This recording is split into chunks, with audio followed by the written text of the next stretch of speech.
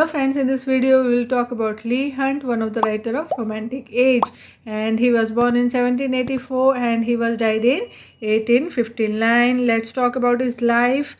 Hunt's first volume of poems, Juvenilia, was written in 1801, and some of Hunt's most popular poems are Jenny Kissed Me, Above and Adam, Night Rain in Summer. These are most popular poems of Leigh Hunt. Okay, and full name is James Henry Leigh Hunt. जो ये आपको PDF दिख रही है, ये PDF आपको मेरे Telegram group पे मिल जाएगी। लिंक मैंने डिस्क्रिप्शन बॉक्स पे डाल दिया है, तो आप वहाँ से ले सकते हैं। और आपको मेरी वीडियो अच्छी लगी तो please like, share and subscribe my channel. इससे खुशी मिलती है, मोटिवेशन मिलता है कि और करने का एक जुनून मिलता है। तो कोई भी काम करने के लिए सबसे पहले जुनून की बहुत ज़रूरत होती है, तो मोटिवेशन की ज़रूरत होती है, और ये दोनों आप मुझे दे सकते हो। और मैं आपको श्योरिटी दिलाती हूँ कि आप बहुत ही आराम से एग्ज़ाम क्रैक करेंगे इन पीडीएफ के थ्रू, ये नोट्स के थ्रू। ओके, ये टॉपर्स की नोट्स है। इसी स्ट्रैटेजी के साथ वो लोग एग्ज़ाम क्रैक करते हैं, ना कि वो एग्ज़ाम के दिन या उससे 10 दिन पहले 20-20, 50-50 बुक्स पढ़ते हैं। तो ये आपको श्योरिटी है मेरी तरफ से कि आप आराम से कर पाएंगे अगर आप इन नोट्स को थॉरोली करके जाएंगे तो। ओके, तो प्लीज़ मोटिवेशन के लिए, एक हौसले के लिए मुझे लाइक, शेयर एंड सब्सक्राइब ज़रूर करिएगा। बेल आइकन ज़रूर दबाइएगा ताकि डेली के नोटिफिकेशन आप तक पहुंच सके। और वीडियो के लास्ट में हमेशा इनसे रिलेटेड स्लाइड्स होती है जो आपको बहुत ही, आपके लिए बहुत ही यूज़फुल रहती है। क्वेश्चन आंसर वे में होती है, तो आप उनको ज़रूर देखिए। डोंट स्किप नहीं करना है कि भाई हाँ, अब शुरू से देखेंगे तो आपको अच्छा भी लगेगा और इंटरेस्ट भी क्रिएट होगा। तो फुल नेम स्टार्ट करते हैं विदाउट गेटिंग लेट, कि ज़्यादा लंबी वीडियो ना हो। Full name is James Henry Leigh Hunt and he work for several magazine and 4 major magazines are Examiner. Examiner जो मैगजीन है फाउंडेड बाय ली हंट, इन्होंने ही फाउंड करी थी। The next is Reflector. तो ये आपको याद रखना है कि किस ली हंट ने कौन सी मैगजीन को, he was the founder of which magazine, तो ये आपको याद रखना है, examiner. The next is reflector, the third one is indicator, the fourth one is companion. Okay, these are the magazines and these are the magazines in which all his essays are published. ये magazine है जिनमें उनके सारे essays publish होते थे। He defended John Keats work in Examiner as an essay। उन्होंने defend किया है जॉन किट्स के एसेस को, किसमें, एग्जामिनर में, जो उनका मैगजीन है उसमें। He defended John Keats work in Examiner as an essay, and उन्होंने लिखा है poetry for its own, poetry for its own, because we know that Keats works are criticized criticized by several critics during that time, and Leigh Hunt was one who praised and defended the works of Keats. जो kids के works mostly criticise होते थे उस time पे, बहुत सारे जो critics थे वो हमेशा उनके वर्क्स को क्रिटिसाइज करते थे उस टाइम पे। बट एक ली हंट ही ऐसे जो राइटर थे जो उनके वर्क्स को प्रेज करते थे और जॉन किट्स को डिफेंड करते थे। ओके, तो पोइट्री फॉर इट्स ओन में in this Leigh Hunt talk about merits of John kits.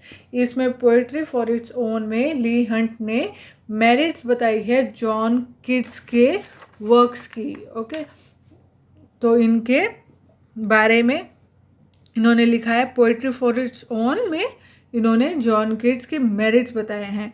तो ये आपको याद रखना है, बहुत ही इम्पोर्टेंट पॉइंट है ये। ओके, तो इसका एक क्वेश्चन आया था। The first question is, round table is a collection of essay jointly written by. तो राउंड टेबल एक कलेक्शन ऑफ एसेज है, वो किसने जॉइंटली लिखा है। तो हमने देखा था पिछली बार, क्या, William Hazlitt and Leigh Hunt दोनों ने। राउंड टेबल हमने कर लिया है, हमारी लास्ट वीडियो विलियम हैजलिट की भी थी, तो आप वो ज़रूर देखिए। आप वीडियो ऐसे स्किप करेंगे तो आपको समझ में नहीं आएगा कि उसको उस टाइम पे कैसे सिचुएशंस थी कि राइटर ऐसे राइटिंग्स लिख रहे थे। तो कौन किसके साथ मिल के लिखता है, ये सारी चीज़ें आप एक सिक्वेंशियली देखिए, एक रूटीन बना के देखिए तो आपको बहुत मज़ा भी आएगा। लिटरेचर एक बहुत ही इंटरेस्टिंग जो है, तो आप तभी उसका मज़ा ले पाएंगे, तब आप उनको सिक्वेंशियली देखेंगे। तो स्टार्ट करते हैं वर्क उनके, ली हंट के work Abou and Adhem, and it was published in 1834, and these poems talk about a man who was like Mother Teresa की तरह थे। मदर टेरेसा कैसी थी? A person who love God and see that all the people are image of God. एक ऐसा इंसान जो हर किसी इंसान में भगवान देखता है और सबको भगवान का एक मूर्त समझता है, इमेज समझता है, इमेज ऑफ गॉड। तो मदर टेरेसा ऐसी थी ना, तो ये इंसान अबू बेन अडहम भी ऐसे ही हैं इसमें राइटिंग में। And he love all the people, he think that by loving them, by caring them, by helping them is he worshipping God. तो ये भगवान को अगर वर्शिप करना है, उनकी पूजा करनी है, तो आपको क्या करना पड़ेगा?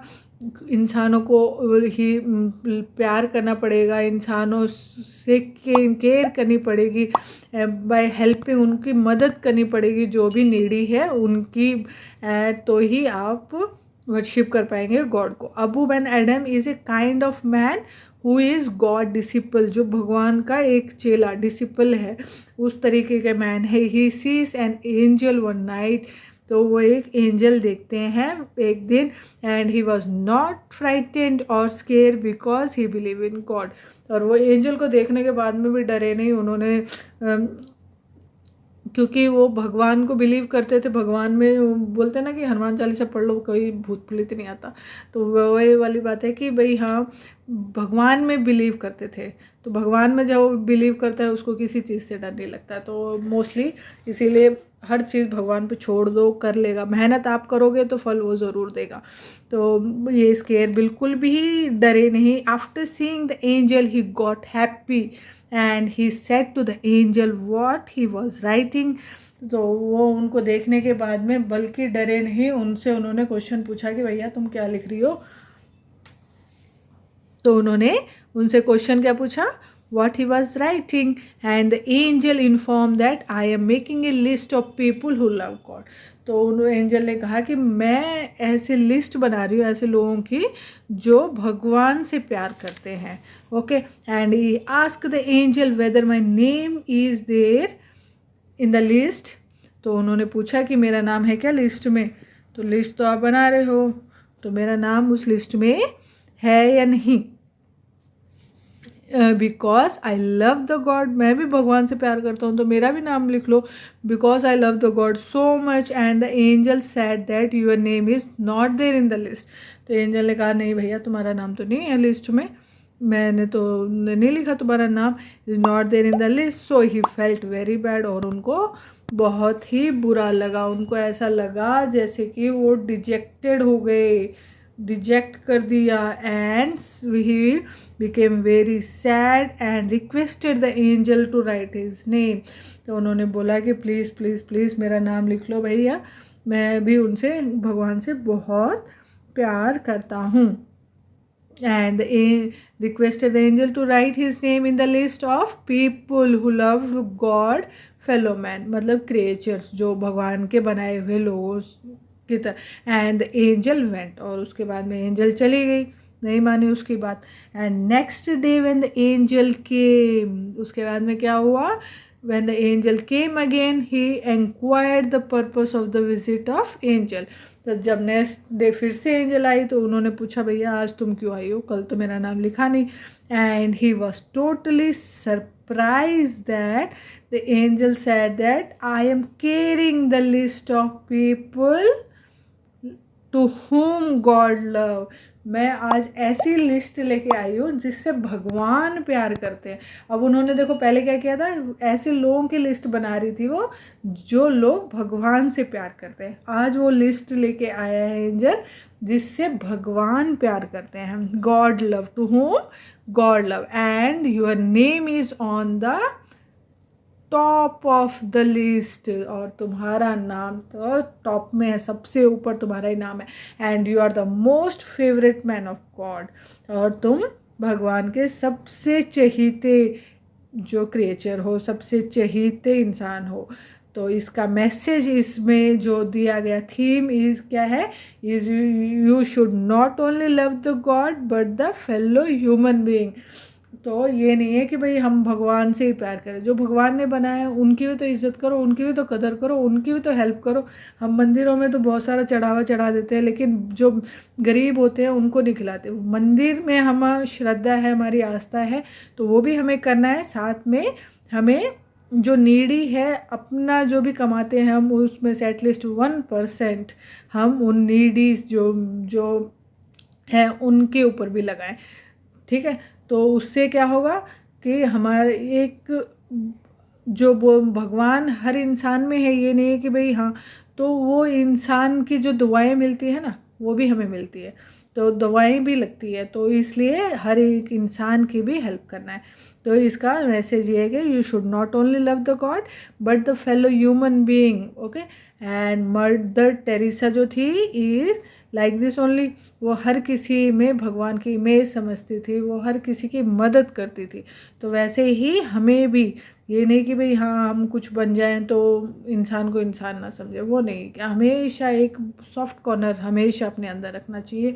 तो ये इनका था कि भाई हमें हमेशा एक इंसानों की और अपना सॉफ्ट कॉर्नर दूसरे के लिए, जो नीडी पर्सन्स है उनके लिए अपने दिल में हमेशा रखना चाहिए। The next is imagination and fancy, imagination and fancy, and it was published in 1884 and ये एक ऐसे है। And in this he draw a parallel between painting and poetry. तो इसमें ये एक पैरेलल बता रहे पेंटिंग एंड पोइट्री के बीच में, पैरेलल, ओके। तो क्या बोल रहे हैं, he said just like painting you need imagination. जब पेंटिंग के लिए तुम्हें इमेजिनेशन चाहिए ना, वैसे ही अब पोइट्री के लिए भी तुम्हें इमेजिनेशन चाहिए, ठीक है। तो ये पैरेलल बता रहे हैं कि दोनों पैरेलल ही चलती है, पेंटिंग भी सेम है, इमेजिनेशन भी सेम, वो पोइट्री भी सेम है, दोनों में ही हमें इमेजिनेशन की ज़रूरत पड़ती है। तो ये इसका था। The next one is what is poetry. इन्होंने लिखा है ली हंट ने, व्हाट इज़ पोइट्री। पोइट्री क्या है, इट इज़ एन एसे। ये क्या है, इट इज़ एन एसे, ये एक एसे है। And in this he is talking about various poetical works of different ages. इसमें तो बहुत सारे पॉलिटिकल वर्क्स की बात कर रहे हैं, डिफरेंट एजेस जो लिखे गए थे। What are the qualities of fine art and telling what are the qualities of fine art, जो उन्होंने लिखे थे उसमें क्या क्या क्वालिटीज़ थी उनके बारे में बात करते हैं। तो ये था आज हमारा ली हंट के जो इम्पॉर्टेंट वर्क्स थे उनके, जो एग्ज़ाम पॉइंट ऑफ व्यू से इम्पॉर्टेंट है वो वर्क्स थे। इसके बाद में स्लाइड्स आएगी तो स्किप नहीं करना है। एक क्वेश्चन मैं पूछ लेती हूँ आपसे। The question is which writer of the romantic period makes the following comment. किसने ये फॉलोइंग कमेंट करी थी? The comment is the poet is far from dealing only with subtle and analogical truth.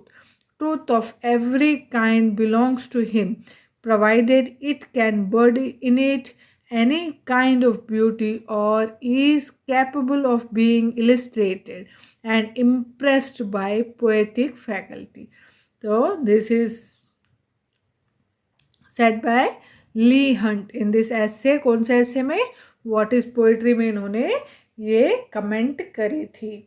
तो ये जो इसके साथ साथ हम जो शॉर्ट वीडियोस भी कर रहे हैं ताकि आपका ग्रामर भी उसमें कवर हो जाए।